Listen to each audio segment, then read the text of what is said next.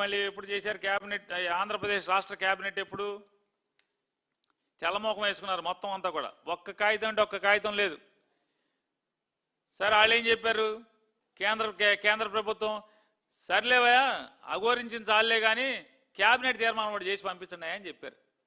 Cabinet తీర్మానం చేసి పంపించమంటే 26వ తారీఖున, అంటే ఇవాళ 28, 26వ తారీఖున క్యాబినెట్కి పెట్టి తీర్మానం చేసి అడావుడిగా మరి సోకు అక్కడితో చేస్తే ఆగదు కదా. అసెంబ్లీలో కూడా తీర్మానం అని చెప్పని వాళ్ళు తీర్మానం పెట్టేశారు. మొన్న క్యాబినెట్ వాళ్ళ అసెంబ్లీ అర్జెంట్ ప్రత్యేక సమావేశం. మామూలుగా ఏదో యుద్ధం వచ్చేస్తుంది, యుద్ధానికి దిగిపోవాలన్నట్టుగా ప్రత్యేక సమావేశం పెట్టి ఏంటి అంటే 6 గంటల పాటు జగన్మోహన్ రెడ్డి గారిని తిట్టకుండా అసలు నేను అడుగుతున్నాను, మొత్తం ప్రభుత్వ అంశాలన్నీ కూడా ప్రజలకి చెప్పేటువంటి ఒక మంత్రి ఉన్నాడు. ఒక విలేకరు అమాయకంగా అడిగాడు నిన్న మొన్న, సార్ ఇదేంటి సార్ అసెంబ్లీ పెడితే అవ్వదు కదా సార్, కౌన్సిల్ కూడా తీర్మానం అవ్వాలి కదా సార్ అని. అబ్బాయి ఏం అక్కర్లా, నాకు తెలుసు అంతా. ఏంటి మీకు తెలిసింది? ఇది డ్రామా కాబట్టి కౌన్సిల్కి అక్కర్లా. నిజంగానే ఇది చట్ట పద్ధతి కల్పించడానికి చట్టసభలు తీర్మానం కావాలంటే కనుక అసెంబ్లీ అయితే అవుతుందా? అవ్వదు కదా. అక్కర్లేదన్నారు. అక్కర్లేదంటే ఏంటి? ఒక్క అసెంబ్లీ తీర్మానం చేస్తే వెళ్తే అయిపోతుందంటే దాని అర్థం ఏంటి? ఇది డ్రామా కంపెనీ అని కదా. చెప్పండి, ఎవడైనా చట్టం తెలిసినోడు ఎవడైనా సరే, చట్టాలు తయారు చేయటం తెలిసినోడు ఎవడైనా సరే, కౌన్సిల్ అసెంబ్లీ రెండూ ఉండగా, ఎగువ సభ దిగువ సభగా రాష్ట్రంలో ఉండగా అసెంబ్లీలో తీర్మానం చేస్తే కౌన్సిల్ ఆమోదం లేకుండా అది చట్టబద్ధత ఎలా అవుతుంది? అంటే ఏంటి?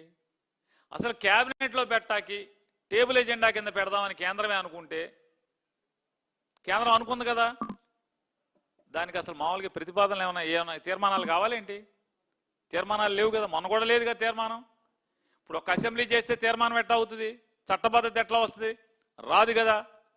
అంటే కేవలం ప్రజల్లో ఒక డ్రామా కోసం మీరేదో అమరావతికి పొడి చేస్తున్నామని చెప్పనేది ఇప్పుడున్న రైతుల కోసం కాదు, పొలాలు ఇచ్చిన రైతుల కోసం. పాపం అమాయకులైనటువంటి 29,000 చిల్లర మంది రైతులు ఎవరైతే 33,000 ఎకరాలు ఇచ్చారే వాళ్ళ కోసం కాదు ఈ డ్రామా అంతా. ఎర్రైటం కోసం రాబోయే నెక్స్ట్ మళ్ళీ ఒక 50,000 ఎకరాల పొలాలు కావాలంటున్నారు కదా, ఆ 50,000 ఎకరాల పొలాల కోసమే ఈ నాటకీయం తీర్మానం, ఈ షో చేయడం కోసమే ఈ తీర్మానం అనేది ప్రజలకు తెలియదు అనుకుంటున్నారా?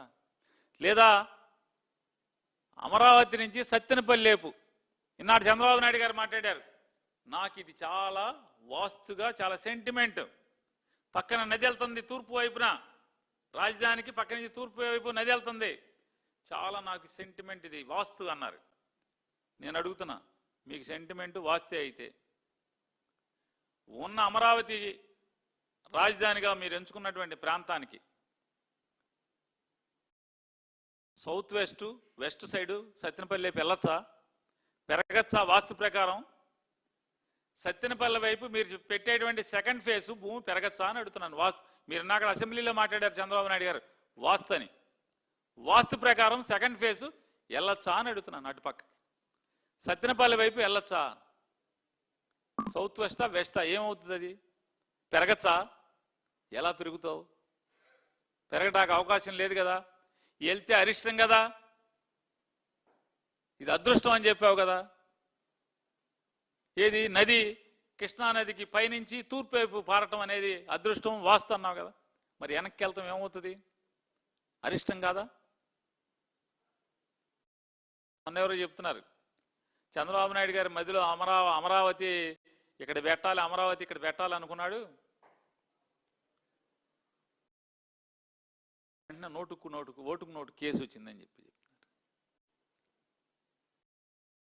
చెప్తాడు. భారతదేశంలో ఎక్కడ ఈనాడు అసెంబ్లీలో చెప్తున్నారు, భారతదేశంలో ఎక్కడా కూడా బస్సులో నిద్రపోయిన ముఖ్యమంత్రి ఎవడూ లేడని. ఎందుకు నిద్రపోయారు చంద్రబాబు నాయుడు గారు బస్సులో? మీరు ఎందుకు నిద్రపోయారు? దొంగతనంగా అక్కడ దొరికారు కాబట్టి పరిగెత్తుకొచ్చి ఇక్కడ బస్సులో పడుకున్నారు, జైల్లోకి వెళ్తానేమో అని. ఆయన ఎవరో ఏదో నాయుడు ఇంకో నాయుడు గారు పంచాయతీ చేశాడు, రావు గారికి నాయుడు గారికి. పంచాయతీ తీర్మానం ఏంటి? మూటాముళ్ళు చదివి కట్టుబట్టలతో వెళ్ళిపోవాలన్నారు, వచ్చేసారు. మీరు వచ్చి బస్సులో ఉన్నారు. బస్సులో ఉండాల్సిన కర్మే ఉంది, డ్రామా కాకపోతే దేనికి బస్సు ఎందుకు? లింగంనేని రమేష్ బిల్డింగ్ అప్పుడు ఉందిగా, బస్సులో ఎందుకు ఉండాలి? లేదా హోటల్స్ ఉన్నాయి కదా, బోళ్ళ నీళ్ళు. మీరు వస్తే ఉంటాకి ఎంతమంది ఎవరు మీరు? కానీ ఏం కాదు, మీరేదో ప్రజలకి కష్టపడిపోతున్నారు, బస్సులో పడుకుంటున్నారు. ఎందుకు పడుకుంటారు బస్సులో? ఆ మాత్రం అర్థం కాదా? మీరు చెప్తారు వాళ్ళ అసెంబ్లీలో బస్సులో పడుకున్న ముఖ్యమంత్రి ఎవడూ లేడని. ఎందుకని? ఎవరు ఉండరు, ఎట్టి పరిస్థితుల్లో ఉండరు. ఎందుకంటే అందరూ రియాలిటీగా ఉంటారు, ప్రాక్టికల్గా ఉంటారు. మనగలాగా షో పెయింటింగ్ ఉండదు కదా. ఒక ఆయన చెప్తాడు, ఇవాళ అసెంబ్లీలో మాట్లాడిన వాళ్ళు అంటారు ఏమనంటే, స్పీకర్ గారు అయ్యన్న పాత్రుడి గారు, చాలా ఉంటుంది అనుకుంటా, 70-80 వయసు ఉంటుంది ఆయనకి. కనీసం ఈ రోజైనా 11 మంది సభకు వస్తారని ఆశించాను. ఈ తీర్మానాన్ని బలపరిచి తన తప్పులకు పశ్చాత్తాపడతారని అనుకున్నాను. కానీ చేసిన తప్పులను సభాముఖంగా ఒప్పుకునే ధైర్యం కానీ నిజాయితీ కానీ వారికి లేదని అర్థమైంది. శభాష్ పాత్రుడు. ఏం మాట్లాడతాయని అసలు నోటికి శుద్ధి పద్ది. అసలు ఈ పాపాలు చేసింది ఎవడు? అమరావతికి పాపాలు చేసింది ఎవరు? ఇంకొక ఆయన చెప్తాడు, పవన్ కళ్యాణ్ గారు ఏమంటారు, ఇంకా 15 ఏళ్ళు మేమే అంటాడు. ఎప్పుడు చంద్రబాబు నాయుడు గారి నాయకత్వంలోనే ఇంకా 15 ఏళ్ళు ఉంటాం, ఇంకా మమ్మల్ని ఎవడో విడదీయలేడు. అసలు మామూలుగా మీరు మీ బాండింగ్ని ఎవడన్నా తీద్దామని ఎవడన్నా ప్రయత్నం చేస్తున్నారేంటి? ఒక మోడీ గారి వల్ల అవుద్ది మిమ్మల్ని తీయటం. జగన్ని తొక్కేశామంటాడు చంద్రబాబు నాయుడు గారు. భూస్థాపితం చేస్తాం అంటాడు నారా చంద్రబాబు నాయుడు గారు. మరి వాళ్ళ బిల్లు ఎందుకు? అడావుడిగా బిల్లు ఎందుకు? మళ్ళీ ఏం చెప్తారు, ఇంకెవడొచ్చినా సరే ఇది అమరావతిని మార్చకుండా ఉండటం కోసం. అంటే లోపల పక్కేమో రేపు జగన్ వస్తాడని భయం, జగన్ వస్తే మారుస్తాడని కలరింగ్. కానీ మేము వదిలేసాం కదా, మేము చేద్దాం అనుకున్నాం. ఎందుకు చేద్దాం అనుకున్నాం? మీరు అమరావతిని ఇక్కడికి పెట్టి 33,000 ఎకరాల రైతుల పొలాలు తీసుకుని మిగతా మరొక 10,000 ఎకరాల ప్రభుత్వ మరియు దేవాదాయ భూములు, దేవుడు భూములు మొత్తం కలిసి 53,000 ఎకరాల భూములు, ప్రభుత్వం కానీ దేవుడి కానీ రైతులు కానీ కలిసి 53,000 ఎకరాల పొలాలు మీరు తీసుకున్నారు. తీసుకుని ఇక్కడ అమరావతి ఏమన్నారు, సింగపూర్ని తలదన్నే నగరాన్ని నిర్మిస్తాం, వరల్డ్ క్లాస్ క్యాపిటల్ నిర్మాణం చేస్తాం, ఇక్కడ ఒలింపిక్స్ ఇక్కడ కండక్ట్ చేస్తాం, బుల్లెట్ ట్రైన్ తెస్తాం అమరావతికి, ప్రపంచ స్థాయి రైల్వే స్టేషన్ నిర్మాణం చేస్తాం. ఏం చెప్పారు? మరి ఏమైంది? 2015లో బిగిన్ చేశారు కదా. అంటే ఇన్ని చెప్పి ఏమన్నా అంగుళం కదిలిందా అంటే అంగుళం కదల్లా. మీ మీద మీకే నమ్మకం లేదు, పవన్ కళ్యాణ్ గారికి చంద్రబాబు నాయుడు గారికి. ఎవడో మార్చకుండా అమరావతిని చట్టం సవరణ చేస్తామంటారు. ఏపీకి రాజధాని లేకుండా చేశాడు జగన్మోహన్ రెడ్డి అంటారు. అల్లరి చేశారు. ఎల్లియో మీడియా మీకు వంత పాడింది.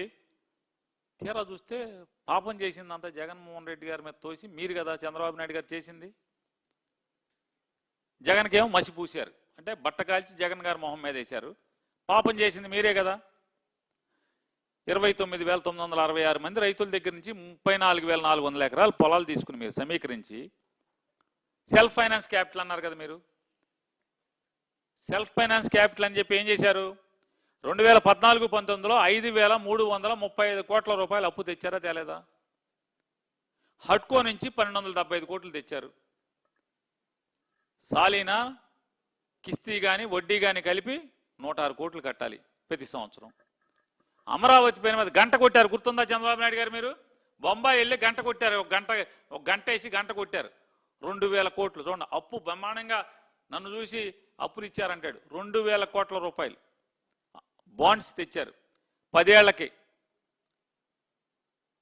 సంవత్సరానికి కిస్తీలు కానీ వడ్డీ కానీ కలిపి 886 కోట్ల రూపాయలు కట్టాలి.